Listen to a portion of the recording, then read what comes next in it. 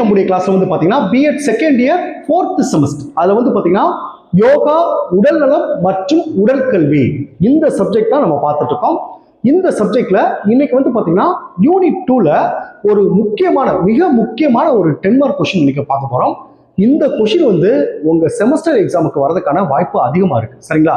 அது என்ன கொஸ்டின்? அதை நம்ம கிளாஸ் எடுக்கிறதுக்கு முன்னாடி நம்மளுடைய இந்த BEd second year 4th semester கிளாஸ்ல புதுசா ஜாயின் பண்றதுக்கு நிறைய பேர் கால் பண்றீங்க. நீங்க எப்படி ஜாயின் பண்ணணும்னா என்னுடைய மொபைல் நம்பர் 9159084262 இந்த நம்பருக்கு நீங்க கால் பண்ணுங்க. நம்முடைய கிளாஸ்ல நீங்க எப்படி ஜாயின் பண்ணலாம் சொல்லி நான் உங்களுக்கு டீட்டெயிலா சொல்லிடுவேன். அதே மாதிரி புதுசா ஜாயின் பண்ணவங்களுக்கும் நான் இதுவரைக்கும் நடந்த அந்த பழைய நோட்ஸ் எல்லாமே நான் அனுப்பிச்சு வச்சிருவேன். நான் அனுப்புற நோட்ஸ் வந்து பாத்தீங்கன்னா நீங்க எக்ஸாமுக்கு எப்படி எழுதணுமோ அந்த மாதிரி எல்லாமே நான் பாயிண்ட் வைஸா கன்வெர்ட் பண்ணி முக்கியமான விஷயத்துல உங்களுக்கு பாக்ஸ் போட்டு கொடுத்துருப்பேன். நீங்க கிளாஸை கவனிச்சுட்டு தென் நான் அனுப்புற நோட்ஸ் நீங்க படிச்சீங்கன்னா உங்களுக்கு எக்ஸாமுக்கு ரொம்ப ரொம்ப உதவியா இருக்கும். சரிங்களா? இன்னைக்கு நம்ம அந்த செகண்ட் யூனிட்ல என்ன கொஸ்டின் பார்க்க போறோம் அப்படின்னு பாத்தீங்கன்னா வீட்டில் பாதுகாப்பு இதை தான் பார்க்க போறோம். சரிங்களா? வீட்டில் இருக்க நம்ம வீட்டில் பயன்படுத்துகிற பொருட்கள், சுவர்கள் இதெல்லாம் வந்து பார்த்தீங்கன்னா மழைக்காலத்திலையும் சரி இல்லைன்னா குளிர்காலத்திலும் சரி இந்த முக்கியமான பொருட்கள், எளிதில் தீப்பற்றக்கூடிய பொருட்கள், அந்த மாதிரி சில முக்கியமான பொருட்கள்லாம் எப்படி நம்ம பாதுகாப்பாக வச்சுக்கணும் அப்படின்றதா இந்த கேள்வி. சரிங்களா? இதை நீங்க புக்ல பார்த்தீங்கன்னா வளவலன்னு ஒரே பாராகிராஃபாக கொடுத்துருப்பாங்க. நான் அதுல இருக்க முக்கியமான பாயிண்ட்ஸை மட்டும் எடுத்து நான் இப்போ உங்களுக்கு நான் சொல்றேன். நீங்க இந்த கிளாஸை கவனிச்சுட்டாவே போதும். இந்த கேள்வி எக்ஸாம் கேட்டா இந்த கிளாஸை கவனிச்சதை வச்சு உங்களுக்கு நீங்க எக்ஸாமுக்கு எழுதிடலாம். சரிங்களா? நான் உங்களுக்கு ஒவ்வொரு தலைப்புலையும் அந்த முக்கியமான பாயிண்ட்ஸாக தான் எடுத்து இப்போ நான் சொல்ல போறேன். ஸோ இந்த கிளாஸை நீங்க ஒரு டைம் வாட்ச் பண்ணாவே போதும். தென் நான் அனுப்புற அந்த நோட்ஸை நீங்க ரீட் பண்ணாவே எக்ஸாமுக்கு ஈஸியா எழுதிடலாம். சரிங்களா? இந்த வீட்டில் பாதுகாப்பு இதுல வந்து பாத்தீங்கன்னா மொத்தம் 6 தலைப்புகள் இருக்கு. சரிங்களா? ஒண்ணு வந்து பாத்தீங்கன்னா கட்டிடங்கள் மற்றும் சுவர்கள். நம்ம வீட்டோடைய கட்டிடங்களையும் சுவர்களையும் எப்படி பாதுகாப்பா வைக்கணும். செகண்ட் பாருங்க தரைகள் மற்றும் மேற்பரப்பு பராமரிப்பு. நம்ம வீட்டோட தரை மேற்பரப்பு பராமரிப்பு இதை எப்படி பாதுகாப்பா வைக்கணும். 3 பாருங்க மின்சாரம். நம்ம வீட்டில் இருக்க மின்சாரத்தை எப்படி பாதுகாப்பா வைக்கணும். 4 பாருங்க மருந்துகள். வீட்டில் இருக்க அந்த மருத்துவ பொருட்களை வந்து எப்படி பாதுகாப்பா வைக்கணும். அடுத்து பாருங்க 5 விஷப்பொருட்கள் மற்றும் சேமித்தல். மனிதனுக்கு ஆபத்து தரக்கூடிய சில பொருட்களாக பயன்படுத்துவோம் வீட்டில். சரிங்களா? இந்த பினாயில் பாட்டல் அந்த மாதிரிலாம் பயன்படுத்துவோம். அதை எப்படி பாதுகாப்பா வைக்கணும். அடுத்து எரியக்கூடிய மற்றும் தீப்பற்றக்கூடிய பொருட்கள், எளிதில் எரியக்கூடிய அந்த தீப்பற்றக்கூடிய பொருட்களுக்கு அதை எப்படி நம்ம பாதுகாப்பா வைக்கணும். இந்த 6 தலைப்புகள் இருக்கு. சரிங்களா? இந்த 6 தலைப்புகள் இருந்தும் நான் முக்கியமான கீ பாயிண்ட்ஸா எடுத்திருக்கேன். இது வந்து பாத்தீங்கன்னா இதை கவனிச்சு உங்களுக்கு எக்ஸாமுக்கு நீங்க எழுதலாம். இப்போ ஃபர்ஸ்ட் பாயிண்ட் இந்த கட்டிடங்கள் மற்றும் சுவர்கள்ல மொத்தம் 9 பாயிண்ட் எடுத்திருக்கேன். தரைகள் மற்றும் மேற்பரப்புல 9 பாயிண்ட் எடுத்திருக்கேன். மின்சாரத்துல 10 பாயிண்ட் எடுத்திருக்கேன். மருந்துகள்ல 6 முக்கியமான பாயிண்ட்ஸ் எடுத்திருக்கேன். அடுத்து விஷப்பொருட்கள் சேமித்தல 6 முக்கியமான பாயிண்ட்ஸ் எடுத்திருக்கேன். அடுத்து எரியக்கூடிய மற்றும் தீப்படக்கூடிய பொருட்கள்ல 6 முக்கியமான பாயிண்ட்ஸ் எடுத்திருக்கேன். இப்போ இது ஒவ்வொன்றையும் தான் நான் உங்களுக்கு சொல்ல போறேன். இப்போ ஃபர்ஸ்ட் வந்து பாருங்க கட்டிடங்கள் மற்றும் சுவர்கள். இதுல மொத்தம் 9 பாயிண்ட் இருக்கு. இந்த கட்டிடங்கள் மற்றும் சுவர்கள் இதை எப்படி சார் நம்ம பாதுகாப்பாக வைக்கணும் அதை தான் பார்க்க போறோம். இப்போ பாருங்க அதுல இருக்க அந்த கட்டிடங்கள் மற்றும் சுவர்கள் இதுல ஃபர்ஸ்ட் பாயிண்ட் பாருங்க கட்டிடத்தின் சாலை மட்ட உயரம் 2 முதல் 3 அடி உயரமா இருக்கு. சாலையில இருந்து கட்டிடத்தோட உயரம் வந்து 2 அடி முதல் 3 அடி உயரமாக இருக்க வேண்டும். இது முதல் பாயிண்ட்.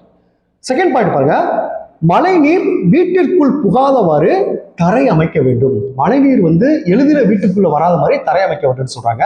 இப்பெல்லாம் இதை பண்ணிருக்கோமா? ஒரு மழை வச்சா நம்ம எத்தனை நியூஸ்ல பாக்குறோம் பாத்தீங்களா எப்படி வீட்டுக்குள்ள தண்ணி போகுது. ஸோ முன்னாடி கட்டும் போதே நம்ம பாதுகாப்பா இல்லாம நம்ம கட்டிடுறோம். 3ஆவது பாயிண்ட் பாருங்க முன்புறம் மற்றும் பின்புற திறந்த வெளி இருக்க வேண்டும். முன்புறமும் பின்புறம் வந்து திறந்த வெளி இருக்க வேண்டும் அப்படின்னு சொல்றாங்க.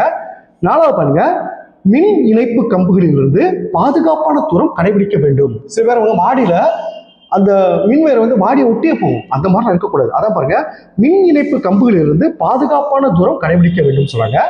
5ஆவது பாயிண்ட் பாருங்க கதவுகள் ஜன்னல்கள் போதுமான அளவில் அமைக்கப்பட வேண்டும் அப்படின்னு சொல்றாங்க. 6ஆவது பாயிண்ட் பாருங்க வெளிப்புற சுவர்கள் மற்றும் உட்புற சுவர்கள் வலிமையாக இருக்க வேண்டும். அடுத்து 7ஆவது பாயிண்ட் பாருங்க மேற்கூரை குறைந்தது 10 அடி உயரத்தில் இருக்க வேண்டும். நம்முடைய அந்த மேற்கூரை அது வந்து குறைந்தது வந்து 10 அடி உயரத்தில் இருந்தா தான் நல்லது அப்படின்னு சொல்றாங்க. 8ஆவது பாயிண்ட் பாருங்க ஜன்னல்கள் நல்ல காற்றோட்டம் மற்றும் வெளிச்சம் கிடைக்குமாறு அமைக்கப்பட வேண்டும் சொல்றாங்க. லாஸ்ட் 9ஆவது பாயிண்ட் பாருங்க கட்டிடம் நிலைத்தன்மையுடன் பாதுகாப்புடனும் இருக்க வேண்டும். இதுதான் கட்டிடங்கள் மற்றும் சுவர்களுக்கான பாதுகாப்பு. அடுத்து 2ஆவது தலைப்பு பாருங்க தரைகள் மற்றும் மேற்பரப்பு பராமரிப்பு. இதுல 9 பாயிண்ட் சொல்றேன். ஃபர்ஸ்ட் பாயிண்ட் பாருங்க தரை வந்து சமதளமாகவும் வலிமையாகவும் இருக்க வேண்டும். செகண்ட் பாயிண்ட் பாருங்க, செராமிக், டைல்ஸ், மார்பிள் போன்ற தரமான பொருட்களை பயன்படுத்த வேண்டும் அப்படின்னு சொல்றாங்க. மூணாவது பாயிண்ட் பாருங்க, தரையை தினமும் சுத்தம் செய்ய வேண்டும். நாலாவது பாயிண்ட் பாருங்க, வழுக்காத தரை அமைப்பு அவசியம். அஞ்சாவது பாயிண்ட் பாருங்க, ஈரமான தரையை உடனடியாக துடைக்க வேண்டும். ஆறாவது பாயிண்ட் பாருங்க, தரை விரிப்பு பாதுகாப்பாக பொருத்தப்பட வேண்டும். ஏழாவது பாயிண்ட் பாருங்க, குளியலறை தரைகளை கிருமி நாசினியால் சுத்தம் செய்ய வேண்டும். எட்டாவது பாயிண்ட் பாருங்க, சோப்பு கரைசல் மற்றும் அழுக்குகளை உடனடியாக அகற்ற வேண்டும் சொல்றாங்க. ஒன்பதாவது பாயிண்ட் பாருங்க, இந்த ப்ளீச்சிங் பவுடர் போன்ற கிருமி நாசினிகளை பயன்படுத்தலாம். இந்த கிருமிகளுக்கு பயன்படுத்த சொல்றாங்க. இதுதான் தரை மற்றும் மேற்பரப்பு அமைப்புல ஒரு 9 முக்கியமான பாயிண்ட்ஸ். அடுத்து மூணாவது பாருங்க, மின்சாரம். இதை எப்படி சார் பாதுகாப்பாக வைக்கணும்? மொத்தம் 10 பாயிண்ட் இருக்கு. ஃபர்ஸ்ட் பாருங்க, மின் கம்பிகளை தரையில் சிதற விடக்கூடாது.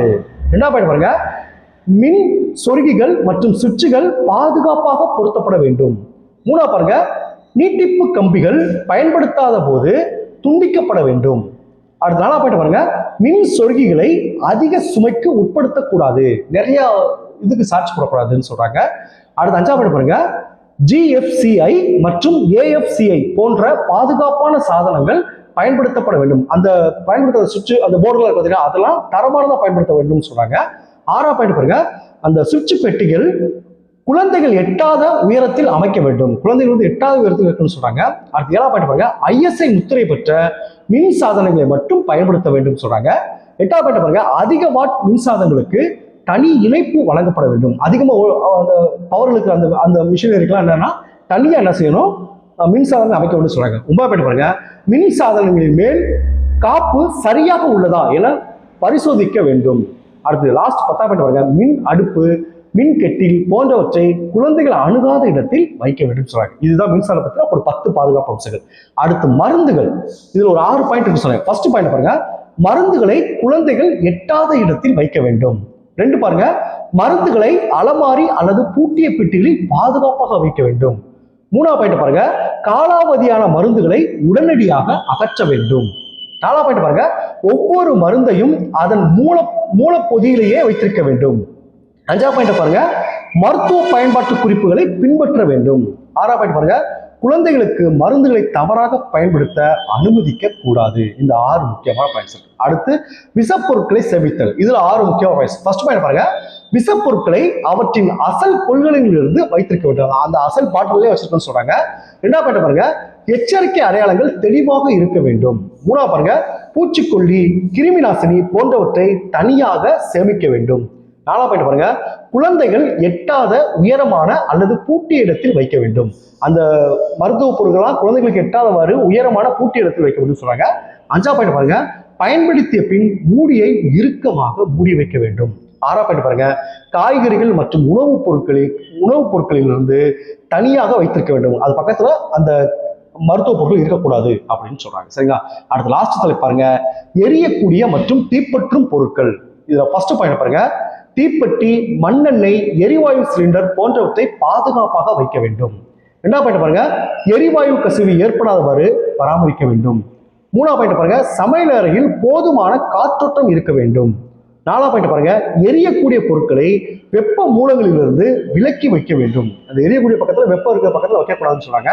5வது பாயிண்ட் பாருங்க, தீ அணைப்பான் வீட்டில் வைத்திருக்க வேண்டும். தீ அணைப்பான் வந்து வீட்டுல கண்டிப்பா இருக்கணும்னு சொல்றாங்க. 6வது பாயிண்ட் பாருங்க, தீ விபத்து நேரத்தில் அவசர வெளியேறும் வழிகளை அறிந்திருக்க வேண்டும். அவசர வெளியேறும். இதுதான் வீட்டில் பாதுகாப்பு. சரிங்களா? Okay, thank you students. நம்ம நெக்ஸ்ட் கிளாஸ்ல பார்ப்போம்.